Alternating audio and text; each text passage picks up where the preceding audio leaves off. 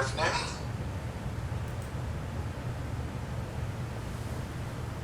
Good afternoon.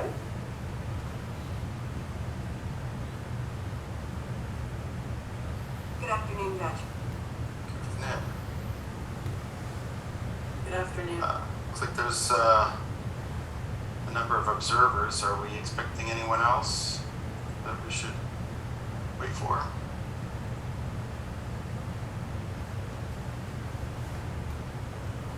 Your Honor, I certainly don't recognize all of those phone numbers, but I understand by a text message that Patty Funker is on the line for ratepayer representatives, and I don't think we expect anyone else. Okay, a number of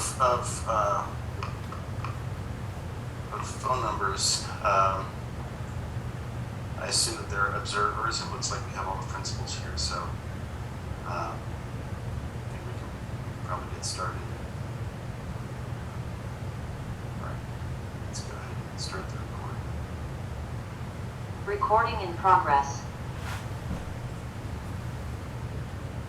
All right, call to order SOA docket 473-20-4071, PUC docket 50788, styled ratepayers appeal of the decision by Windermere Oaks Water Supply Corporation to change water and sewer rates. My name is Judge Ciano, presiding today with Judge Weissman. Today's date is September 19th, 2022. The time is 2 p.m. We'll begin by taking appearances. We'll start with Windermere Oaks. Good afternoon, Your Honors. This is Jamie Malden on behalf of Windermere Oaks Water Supply Corp. And for PUC staff. Good morning, Your Honor. This is Merritt Lander, and we also have John Harrison and Sneha Patel on behalf of Commission staff. Thank you. And for the petitioners. Yes, Your Honor, this is Catherine Allen. We are on behalf of the ratepayer representatives. All right, thank you. So this pre-hearing conference is to determine how to proceed on remand. We've got a little more guidance from the commission, and the parties have not reached an agreement in that regard. Let's let the ratepayers go first. Ms. Allen, you want to give us your proposal? Well, of course, Your Honor, we're looking for guidance from the judges in terms of how they perceive. The commission is looking for all of us to proceed so that we can, of course, make the most efficient use of the time that we have. And it will help us to determine whether and to what extent we might need additional evidence. The ratepayers can see 4 areas in which it might be appropriate to have additional material in the record. But it may be that plenty of evidence is in there already in the judges' minds, and we're not here to argue that one way or the other. Certainly we don't want to put you through what we went through first go around, and so if there's additional information that we think ought to be included and that the judges think the record is already adequate, we can deal with that procedurally in a way that's very efficient and not time consuming at all. But the 4 areas that we would say in all likelihood ought to have additional information in the record.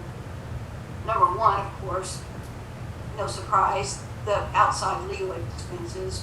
We furnished Your Honors with the legal authorities that reflect that when other tribunals look at that issue, they look carefully at what the disputes were about and what the legal fees were incurred to accomplish.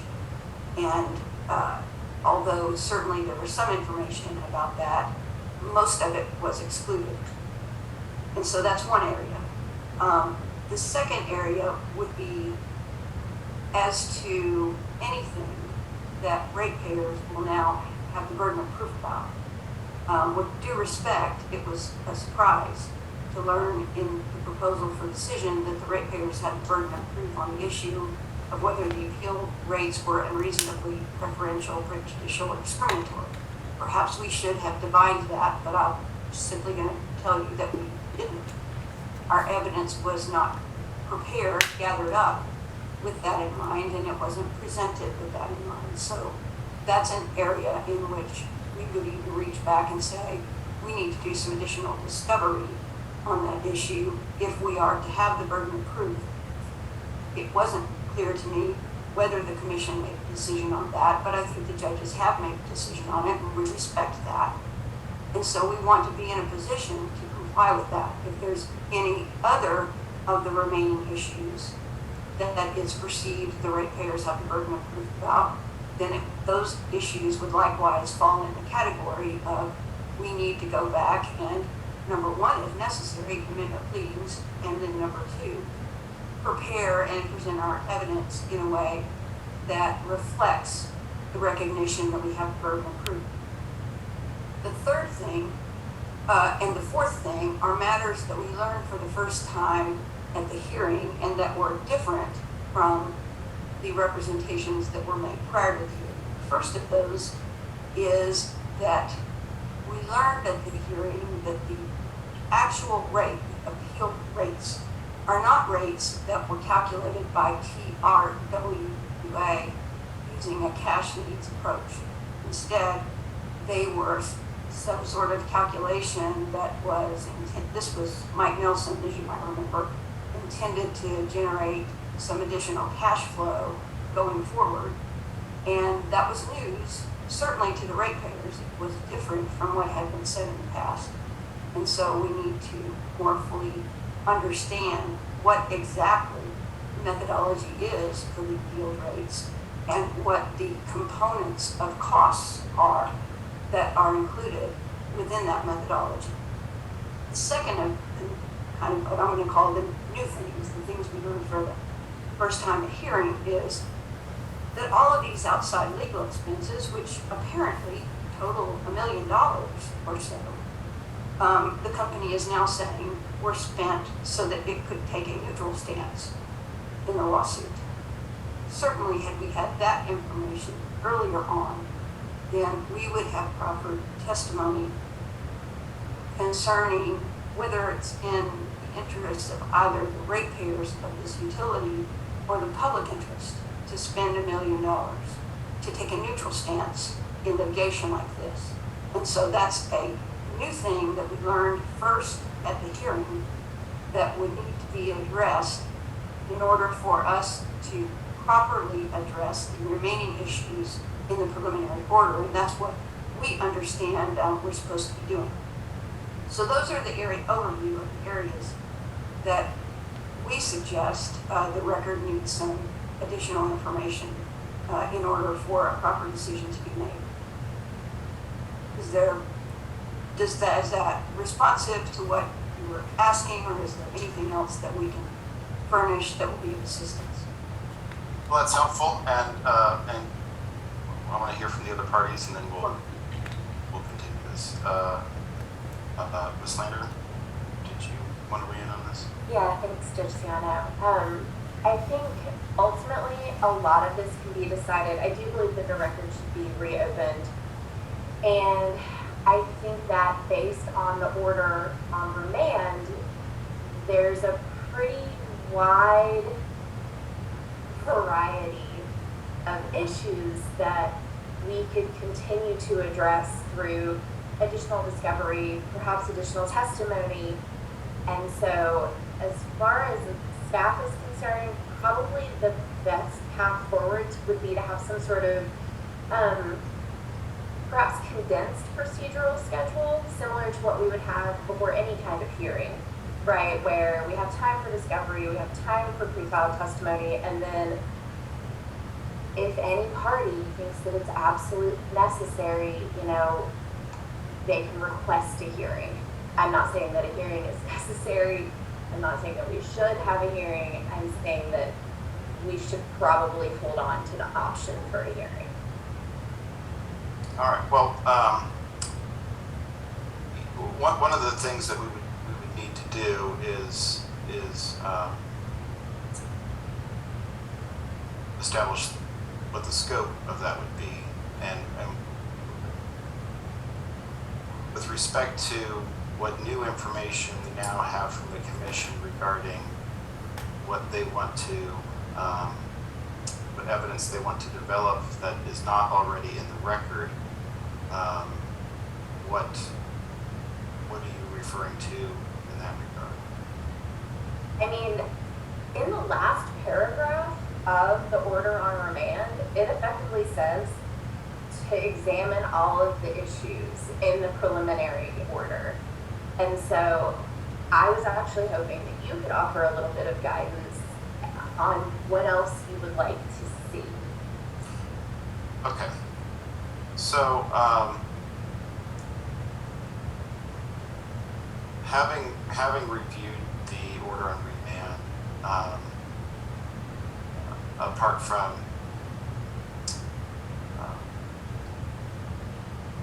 rejecting our initial view of the scope of the inquiry,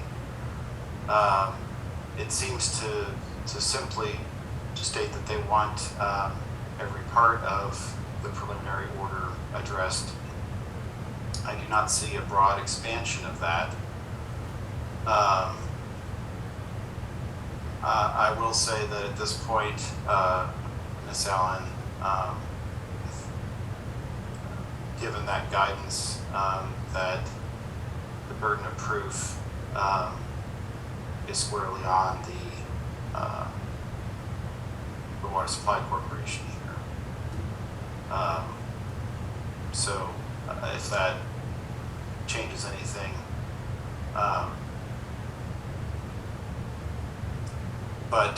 so I do not read this as a material expansion of the issues that were raised by the preliminary order, just the method of addressing them. I would agree.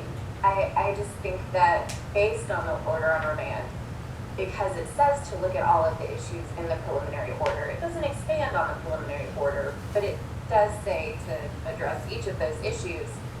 I worry about how many things and what kinds of things were excluded from the record in terms of, RFI responses or RFIs where there were objections, RFIs that then weren't answered, things that weren't allowed in at the hearing. It's hard to place a bright line around exactly what is newly admissible and what isn't. Sure. So, all right, and we'll come back to that in a moment. Ms. Malden, I'd like to hear from the Water Supply Corporation. Yes, thank you. So we obviously, Windermere Oaks provided evidence on every issue in the preliminary order. I agree with Your Honor that the order on remand did not expand the scope of the preliminary order. We believe that all of the information, we do look to you to guidance if there is more information that Your Honors need to see to decide this case under 13043. We'd be happy to reopen the record for the limited, very limited in scope, to help with that, to help with your inquiry there. We're very concerned about incurring additional rate case expenses. As you know, we have fully litigated this case already. We've expended a lot more money than the rate increase is already is worth for the year, and so we are very mindful of that. I also want to respond to something Ms. Allen just said. She says that there are two things that she learned at hearing that were brand new information. I would disagree with that characterization. All the information was presented in discovery regarding the TRWA rates and how those were how the board came to the decision to adopt the rate that it did, or not how, but it's very different. The information is there, it's in the record, and also she had the opportunity in hearing to cross-examine the witnesses on those issues. So she also mentioned incurring $1 million in legal expenses, but we are only talking about a $171,000 rate increase here. So I'm not sure which legal expenses she's discussing it, because we were just talking about the rate increase here. But that all being said, Windermere Oaks would prefer to keep the record closed, or if it needs to be reopened, having a very prescribed, limited scope, a procedural schedule, and possibly avoid hearing if that's possible. So,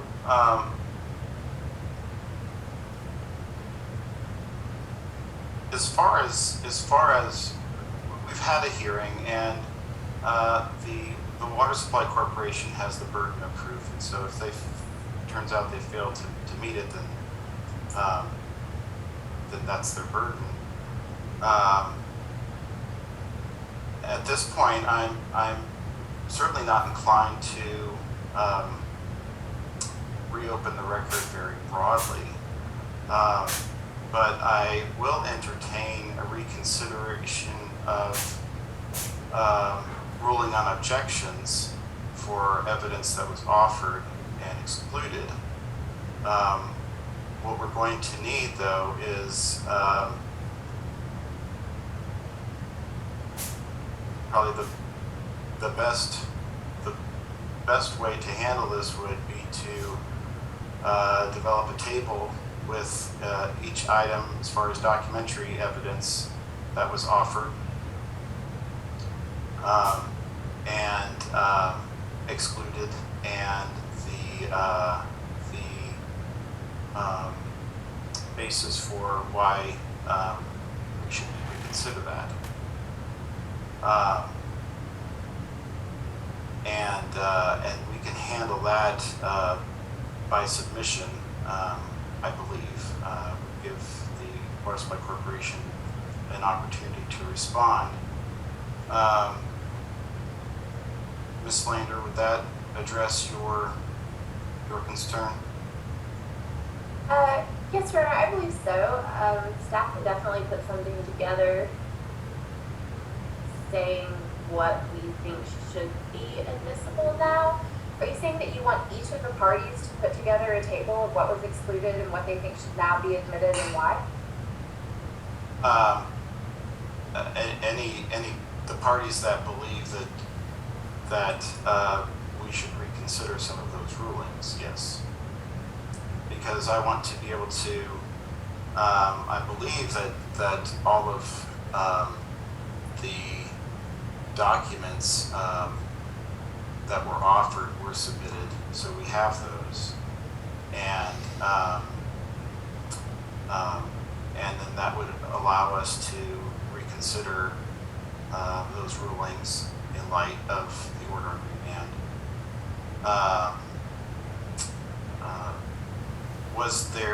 Is there testimony that you believe needs to be further developed that was not?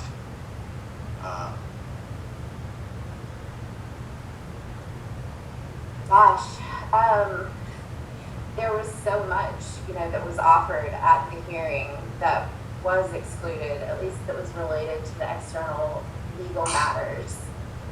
And then another thing that I was looking at in the order on remand, it talks about characteristics of Windermere customers and being able to determine whether a single rate for all customers is appropriate. And so I don't know that that's something that we really touched on very much, at the hearing or in discovery. And so I'm wondering if you're planning on opening the record to allow additional evidence related to the characteristics of customers. Well, I think that as far as the approach that we took, the commission is saying that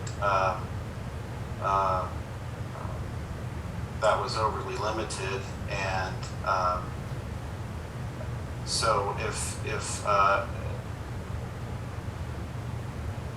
I'm not sure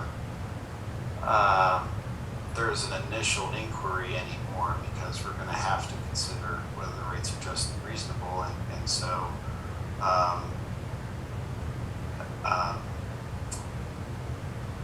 that's sort of what the whole case is about, as far as no longer being separated into an initial inquiry.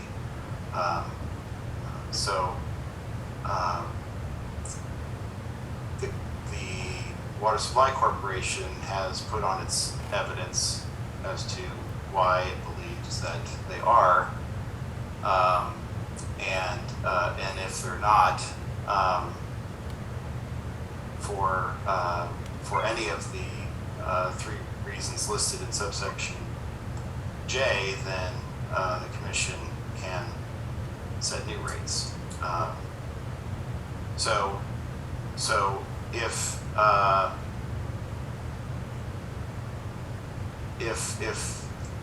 there's a showing, or if the water provider is not able to meet its burden with respect to any of those, then we would move to rate make. So if what I'm saying is that the moving beyond what the commission refers to as an initial inquiry is, if we do that based on any of those, then, if the utility is not able to meet its burden with respect to any of those, then we move on to assessing whether, to rate setting. Okay, so I guess what I'm trying to ask is, will there be new evidence on the characteristics of Windemere's customers for the purposes of determining whether having a single class customer is appropriate? Will you allow evidence on that? You mean evidence that's not in the record? Correct. So what I'm talking about is, if you look at the order, the remand order, page 7, the first full paragraph, this concept is not, however, limited in the initial inquiry to whether appealed rates are unreasonable or preferential, prejudicial, or discriminatory. It also has application to whether rates are just and reasonable. On remand, Windermere must bring forth evidence in this initial inquiry regarding the characteristics of its customers to demonstrate that the single rates it charges customers for water and sewer service are just and reasonable. And so what I'm asking is, are we going to have more evidence? Are we going to allow more evidence about customer characteristics based on that paragraph? Okay, thank you. Ms. Malden, did Windermere put on evidence regarding customer characteristics? Windermere we put on evidence that there's one class of customers. We did not put on evidence about the characteristics of. There is evidence in the record on usage and in terms of the bills, but there isn't a witness who testifies to the characteristics of the class. And so we would be happy to provide limited additional testimony on that issue. Okay. All right. So if I recall, there was some that were at an airport, and others that were residential. Okay. All right. Ms. Lander, was there anything else with respect to needing additional evidence? And do you think that it would be helpful if staff could provide volumetric rates in addition to the base rates? I know that there were some struggles related to staff proposed rates didn't even generate enough income to satisfy staff's proposed revenue requirement. I don't know if you remember this. We provided what we believed were appropriate base rates, but we did not make a recommendation on volumetric because it seemed like base rates were the only things that had changed, because they were the only things that had changed. But it sounds like we're going to have to set full rates, right? We're going to have to set base rates. We're going to have volumetric rates if it's found the rates are unjust, unreasonable, preferential, prejudicial. I think it would be helpful if staff could provide volumetric rates, if you're open to that.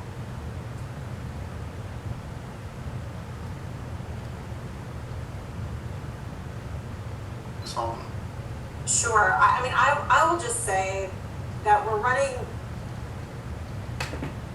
the risk of relitigating everything, or at least piecemeal. You know, if staff feels like it didn't provide better evidence in the first go around, they want to do it again here.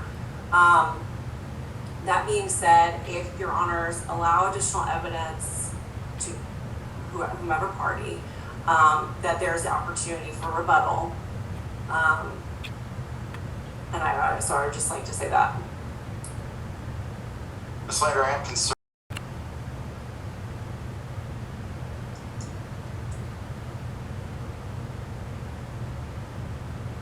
Having a do-over on issues that have already been addressed. If staff is going to propose rates that they didn't propose before, and it sounds like address portions of the rate that were previously understood not to have been appealed,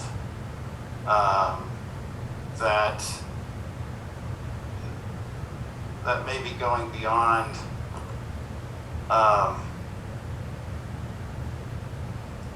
the scope of what the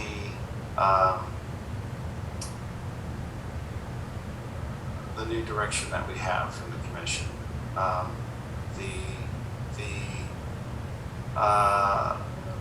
The Water Supply Corporation would then have the opportunity, and I assume feel compelled to respond with rebuttal. I'm not inclined to open that up again. And I appreciate the concern, though I'll say a couple of things. The volumetric rates would be purely math-based on numbers that are already in the record. So I'm not sure how much room there is to rebut math.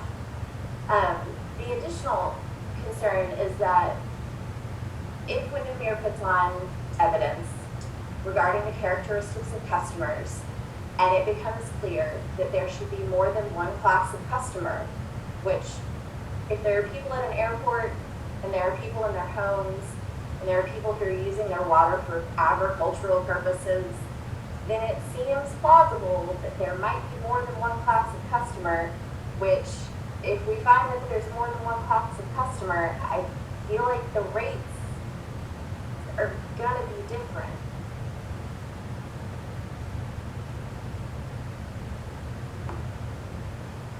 Well, your point is well taken.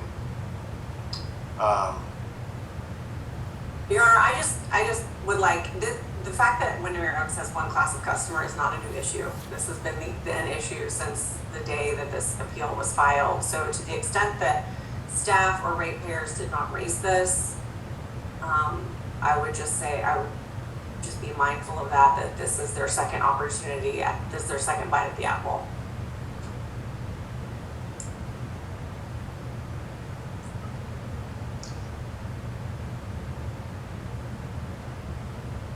Well, I'm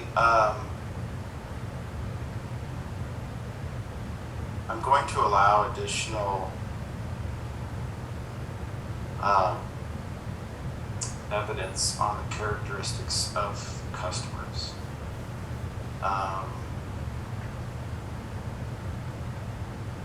And that will necessarily include the opportunity for discovery and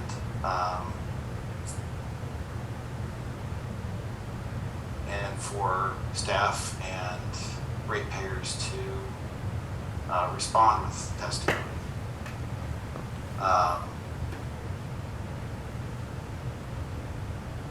I want this to be efficient, but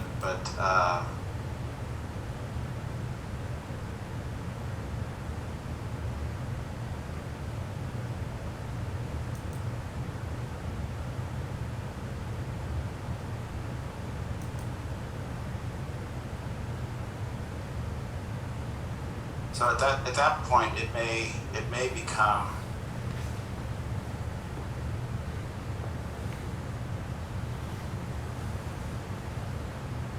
Ms. Malden, if staff were to include volumetric rates in its Dura case on remand, and then Windermere had the opportunity to file rebuttal testimony, addressing both the issues of customer characteristics and volumetric rates. I mean, one option would be to wait until we see what Windermere puts on, and then have another meeting and decide at that point whether we need to address volumetric rates. But it may be more efficient to simply just include that at this point, that component. But I want to be sure that Windermere has an adequate process to respond. Are you comment on that? Sure. So I think what Your Honor is proposing is Windermere Oaks provides supplemental additional testimony on the class characteristics. Staff and ratepayers would then have an opportunity to respond, and then so it would almost be direct testimony, and rebuttal testimony. That's right. That's okay. What I think would the process would be. I think that we would. Windermere Oaks would be amenable to that as long as we have the opportunity to rebut. I will, raise my previously stated concern that I do feel like staff is getting another bite at the apple. They had the opportunity to provide a different rate during the first go round, and they didn't.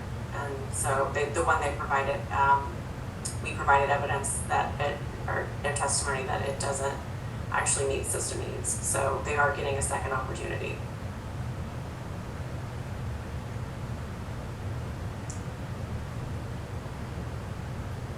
Ms. Malden, I'm going to allow you to address that in an objection to their supplemental direct, because I understand your concern, and if all we're doing is addressing the math, then I don't think that you're overly prejudiced. If it goes beyond that, then there may be some concern of fairness.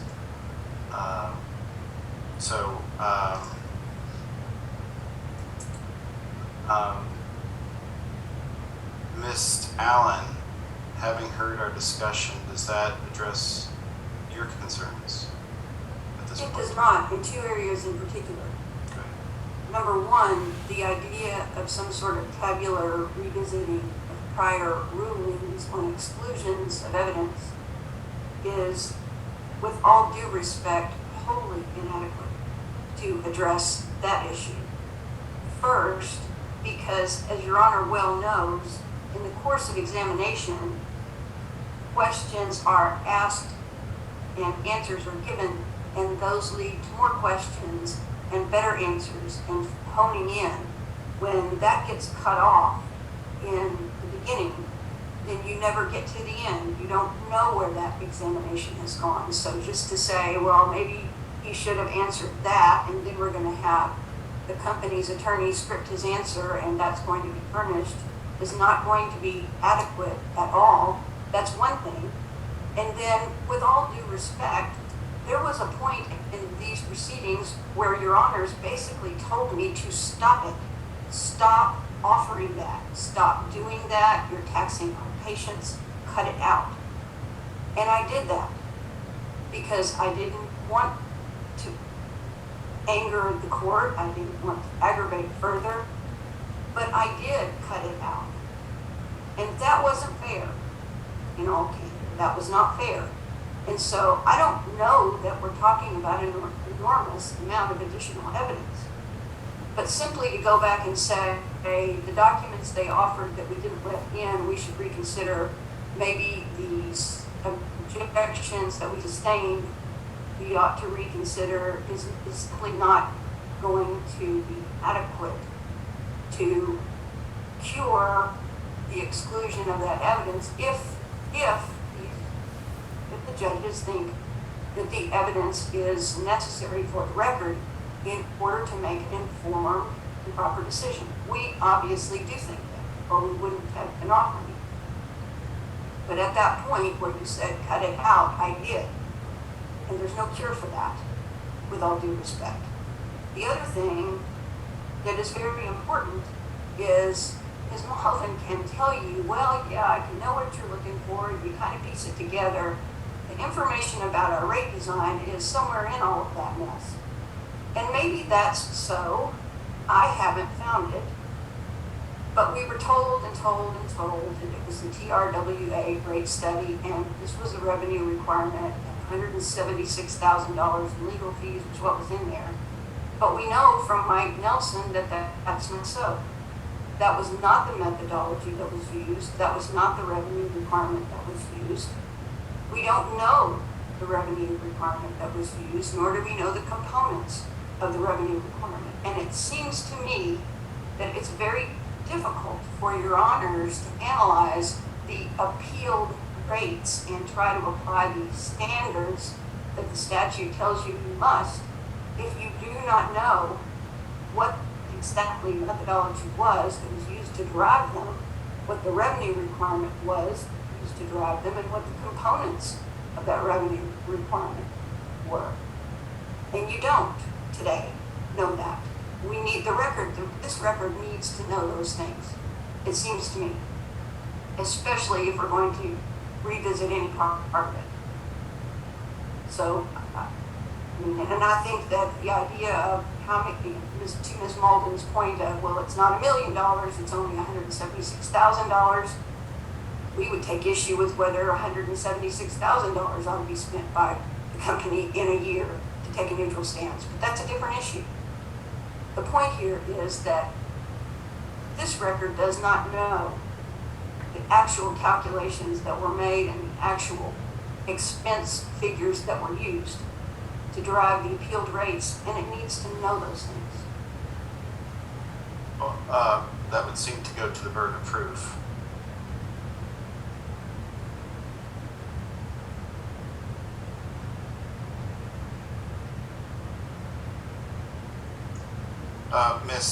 Miss Allen, with respect to testamentary objections, I'm trying to be efficient here without holding up a hearing again and having all the witnesses come again, and so I want, to the extent that we can address some of these issues and reconsider where you think we went wrong without holding a hearing again, or before doing that, then I want to do that, and also to be as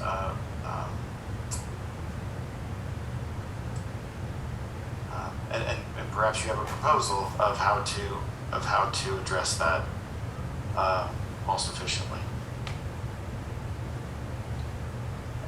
Well, I certainly agree with Ms. Lander that would be perfectly fine to try to work through this with some sort of exchange of testimony, but not give up the idea that if it were necessary, we might have a hearing. I don't know that Your Honors need to say today, oh yes, we're going to have a hearing. I think it's perfectly fine to see if that's necessary. We don't relish the idea of that, but if it needs to happen, it needs to happen. We just shouldn't foreclose it today. But And we're not going to foreclose it today, I understood. if that gives you comfort. But Well, I want to limit and get a very, we don't need Windermere and perhaps staff and yourself to bring all your witnesses back if we just need one witness, or if we just need to address one document or a certain set of documents. And so that's what I'm trying to get, that's what I'm trying to get a handle of. And so that's why what I'm asking you and staff to identify which witnesses, which documents that they think need to be further developed.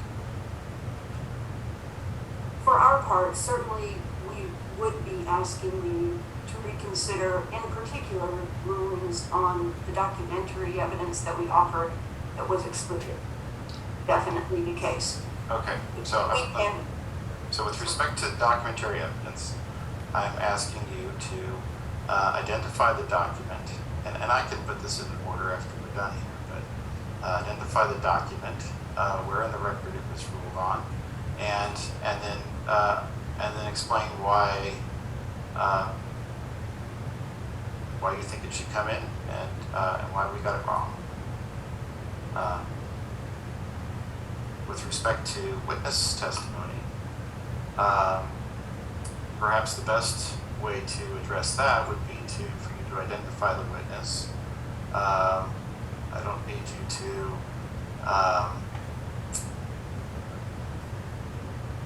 identify the witness, the evidence that you wanted to develop, and where we excluded it, and then how that relates to the issues that we need to address. And at that point, I think we can be more informed on where the record is short and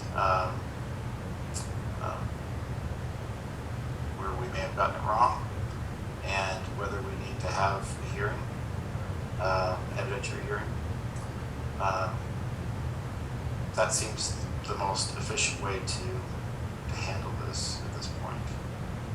We have no problem with that approach, Your Honor. I guess I should have made that clear from the get-go that it's not that we have a problem with that approach. I just didn't want to leave Your Honors with the impression that we agreed that would be adequate under all circumstances. That's it. All right. So, what I propose is that we will we'll set some deadlines for there's two things going on here, at least. One is that Windermere is going to provide supplemental testimony on characteristics of its customers. It's going to be subject to discovery on that, and then the ratepayers and the commission staff will have an opportunity to file supplemental direct on that issue, and staff will have the opportunity to also address the volumetric component of the rates based on math, and that's in the record, and then the Windermere will have an opportunity to provide rebuttal testimony on that. And then at some point, whether that comes in through stipulation or we have to hold a hearing on that, then we can address that at a later date. The other thing that part of this that I propose is that we will set a deadline for commission staff and the ratepayers to provide a table of documents and witnesses that were subject to exclusions, identify where in the record that was excluded, and the reason why that was wrong, and why it needs to come in. Ms. Allen, I don't think we need you to list every time we sustain an objection, but just an overall general identification of where in the record that was you attempted to develop that testimony and were unable to. It's fine. Understood. And Ms. Muller. I was gonna say, will Windermere Oaks have an opportunity to respond to those filings? Yes. Thank you. So, so the question is whether we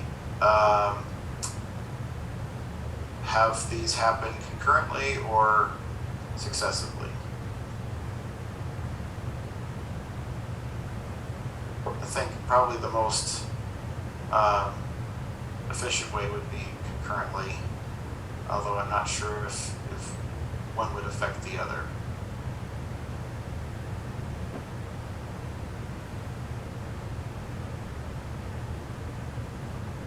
Well, let's start with when, Ms. Lander, when would you be able to file your list of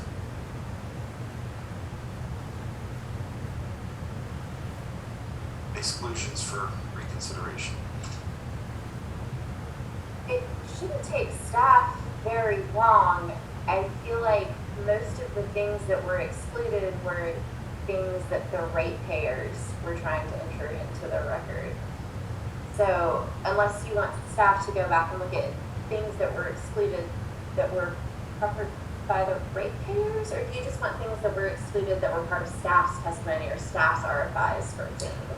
Well, however you want to do it. If you want to file the joint proposal, or if or list, or separately, I have no preference. If there's items that you feel were improperly excluded and you want us to reconsider them, then that's what you're going to include, whether it's staff or ratepayers. Okay, so if staff is going to need to address things of hours that were excluded and possibly things of the ratepayers that were excluded, it's probably going to take a little bit longer than if it were just staff's. So I would say at least a couple of weeks, unless that seems too long, in which case we can do it sooner.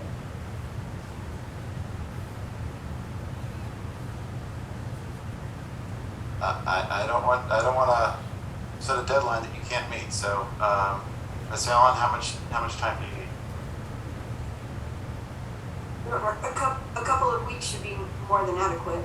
The same with as Ms. Lander, if the panel thinks that it ought to be done a little more promptly than that, then we'll just double up our efforts and get it done. We're not under a deadline here, so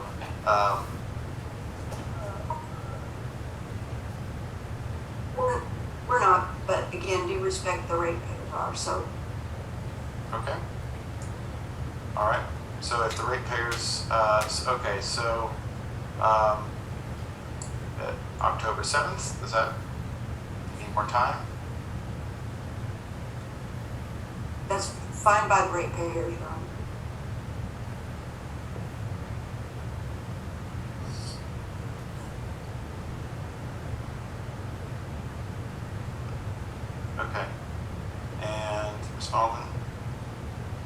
How much time do you need to respond? Well, I imagine we're gonna have to do some legal arguing in response, so it may take us a little longer to respond. And I will be in hearing and briefing on another matter. So if we could have 3 weeks, potentially the 28th.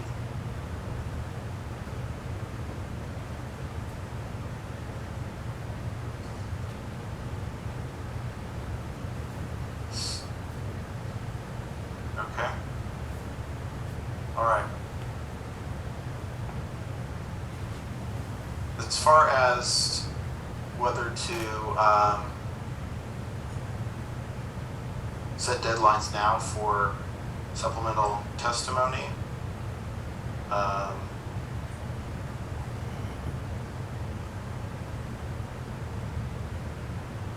Ms. Malden, do you need to talk to your witnesses, or are you prepared to propose dates now?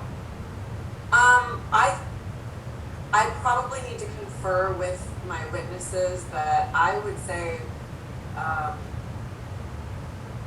if we could file sometime around the same time as our responses to the end of October, I think that should be added. I mean, we're in mid-September, that should be enough time for us to prepare something, unless you have a preference for us to do it before or after that deadline.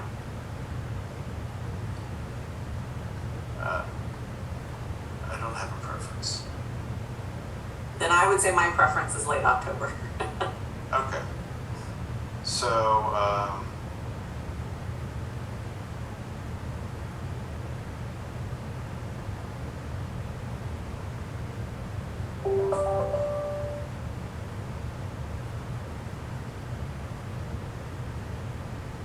okay.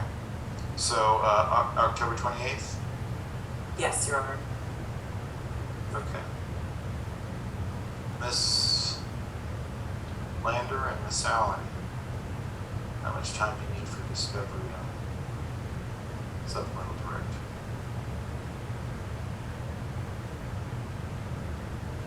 I'm going to kind of defer to Ms. Lander on the discovery issue because she's more familiar with the processes than I am. I do have a question, though. As I might have previewed, the ratepayers probably have some supplemental testimony concerning these legal expenses that would be a follow-on to matters that were excluded. And we're happy, we don't know that it would or wouldn't be admitted, we understand that. But in terms of efficiency, we are happy to double track and to provide that additional testimony for consideration as to whether or not it would be admitted. And we could do that at the same time that Windermere files its additional testimony if that's acceptable. Miss Allen, yours,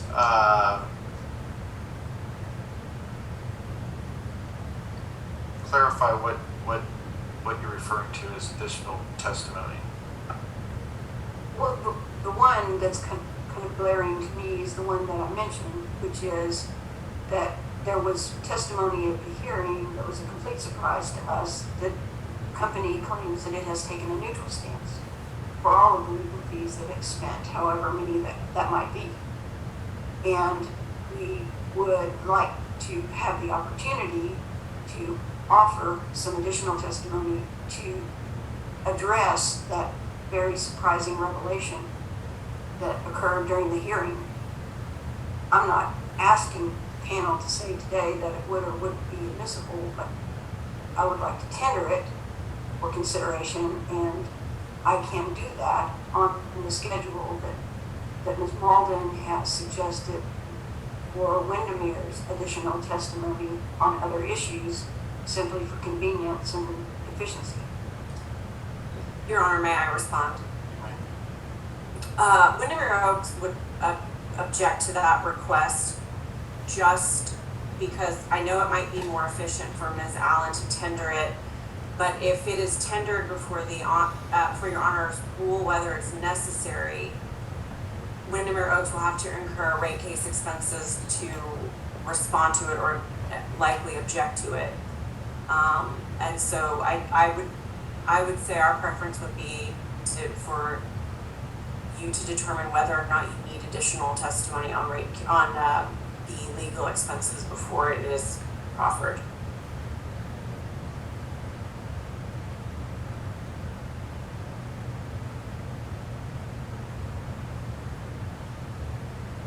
Ms. Allen, how does that that position bear on our review of whether those expenses are reasonable and necessary? If I understand the law, and I might not, but I was looking at this more recent decision in this Paloma case, and it appeared to me that the analysis of the expenses that can be included in rates that would yield a determination that they are just and reasonable requires you to analyze whether they're reasonable, whether they were reasonably and prudently incurred. And so to spend $1,000 or $1 million or however many dollars in these circumstances to take a neutral stance does not meet those requirements. Had we known that that was Windermere's position, we would have addressed that earlier on. We did not know that, but now we do, and it does need to be addressed. Your Honor, again, I'm going to say this came out in cross-examination. She did actually, I think, perform cross-examination on this issue. She also had the opportunity to brief it.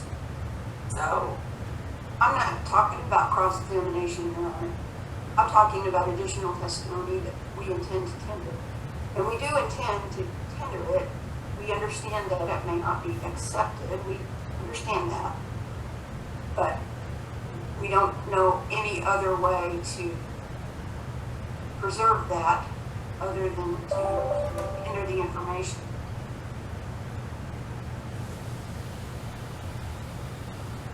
I've failed to see how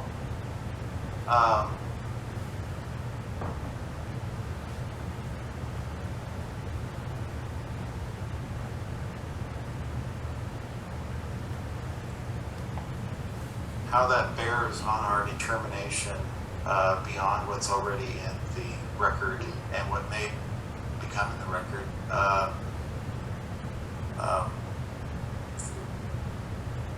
With our reconsidering some of the rulings. So I'm not inclined to allow that.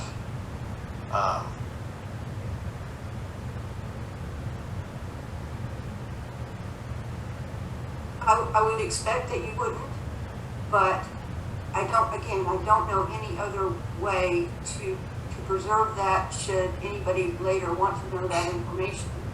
And it is a little unfair of me to ask you to even give your best guess about it in a vacuum. I think you do need to see the supplemental testimony on that issue to decide one way or the other whether it ought to be admitted.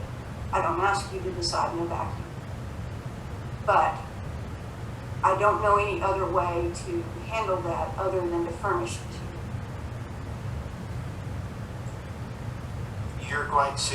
You're proposing to furnish to me a witness's testimony? Yes. And who's that witness? The name I don't have handy. It's I don't have that name handy, but I can get it for you. It's This is an expert witness on legal expenses? No, this is more of a public interest type witness.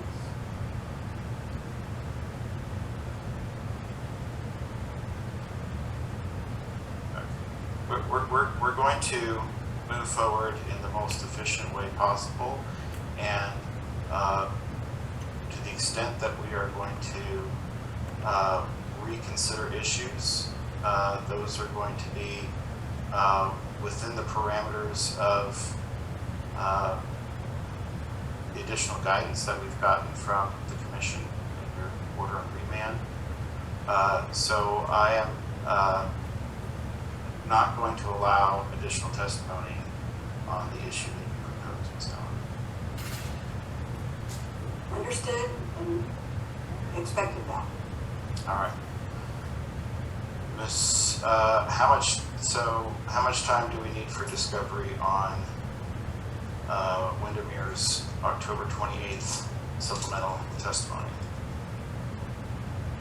The so the commission usually closes for much of the week of Thanksgiving. So I think just before that would probably be ideal. I think that would allow us some 3 weeks. 3 weeks of discovery?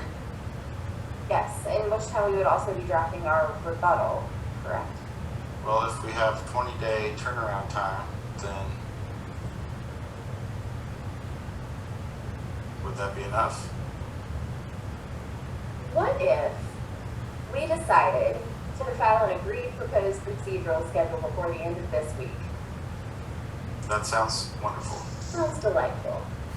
All right. Well, the parties will confer then and propose a procedural schedule within the parameters discussed today. I can issue an order now regarding, well, it should encompass everything that we've discussed today, including reconsidering rulings on evidence. If the parties want to look at a date for a hearing on the merits, then we can look at our calendars now and just so that you have that.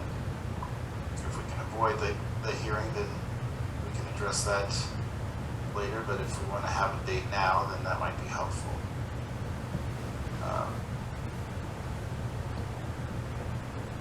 We are available the week of January, I'm available the week of January 9th, Rich Wiseman.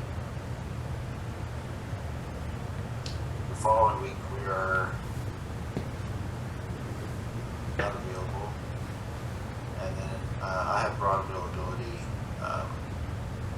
after January 30th. So Judge Ciano, the week of the 9th of January, Wednesday through Friday, I have another hearing, but I could hear the case Monday or Tuesday. Same thing the following week, and just like you, I have the week of the 30th of January open. So you,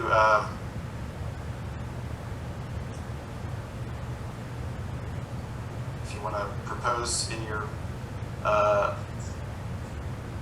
proposed schedule, include a hearing on the merits on, I think probably after January 30th. January 30th or beyond would be safe.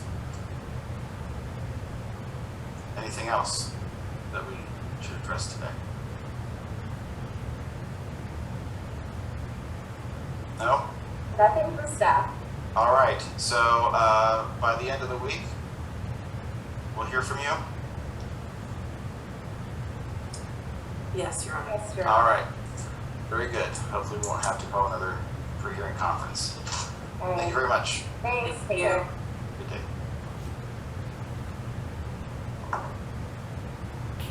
Recording stopped.